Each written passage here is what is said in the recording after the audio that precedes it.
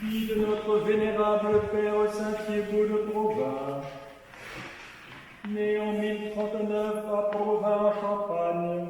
Thiébaut, fils de riches nobles, est attiré dès sa tendre enfance par le désert et le monde des ermites qui le peuplent. Le prophète Élie, Saint Jean-Baptiste et les pères du désert, qui nous appellent au repentir, font l'objet de son admiration. L'exemple de Saint Paul de Thèbes, le premier ermite qui vécut 80 ans dans la solitude totale, le décide à aller rencontrer clandestinement un ermite retiré sur une île de la Seine. Plus tard, prétextant aller se faire armer chevalier le jour de Pâques, Thiébaut quitte les siens avec son écuyer Gauthier et s'étant rendu à Reims, où il loge à l'abbaye Saint-Rémy, les deux amis laissent chevaux et hommes d'armes et s'enfuient de nuit. En chemin, ils échangent leurs vêtements avec 2 pèlerins de passage et marchent ainsi jusqu'à Pettingen, dans le diocèse de Trèves, hors d'atteinte de leur famille.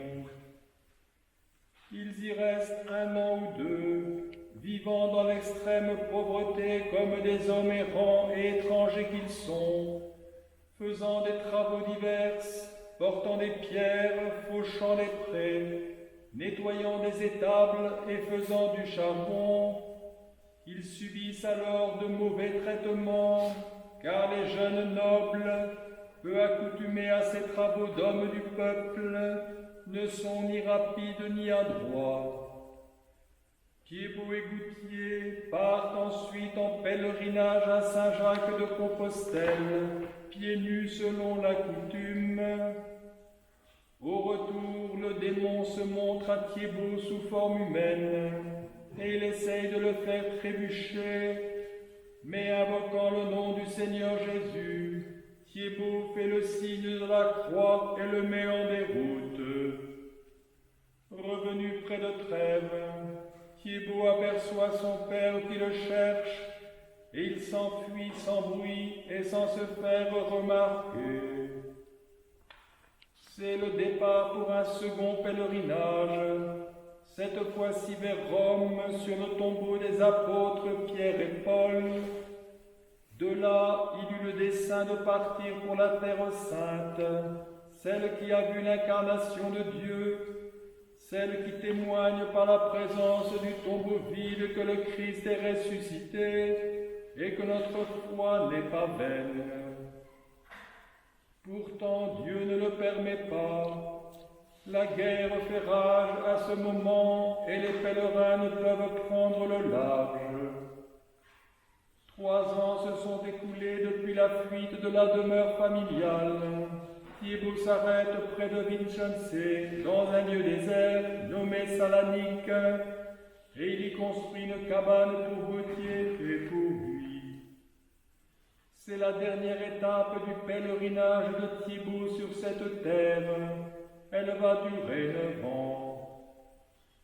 De vagabond qu'il est, l'ermite va devenir stable. Il suit alors totalement ses modèles égyptiens. La graisse, la viande, le poisson disparaissent définitivement de son alimentation. Il se nourrit d'herbes, de racines, de fruits et un peu de pain d'orge et d'eau. Passant la plus grande partie de ses nuits en prière, son lit est un coffre, son chevet un tronc de bois, puis il remplace le coffre par une planche, et enfin, pendant 5 ans, il ne se couche plus pour dormir, mais prend son repos assis. Ses démêlés avec le diable se multiplient alors, et les miracles sortent de lui comme malgré lui. 2 ans après leur installation à Salanique, Gauthier, son compagnon, rend son âme à Dieu, mais des disciples entourent Thiébaut, et pour cette raison, l'évêque de Byzantier leur donne prêtre. À ce moment, son père et sa mère retrouvent sa trace et viennent lui rendre visite.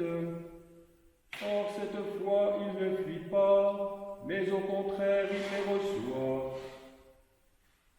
Si son père repartira en Champagne, sa mère, elle, va alors embrasser la vie érémétique à quelque distance de Salonique, sous la direction de son fils.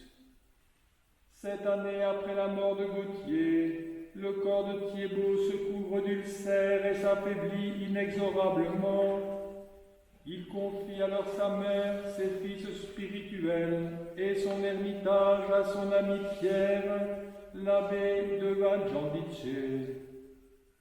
Il entre dans une dure agonie, pendant laquelle il ne cesse de répéter « Seigneur, aie pitié de ton peuple ». Il meurt dans la soirée du 30 juin au 1er juillet 1066, à l'âge de 27 ans.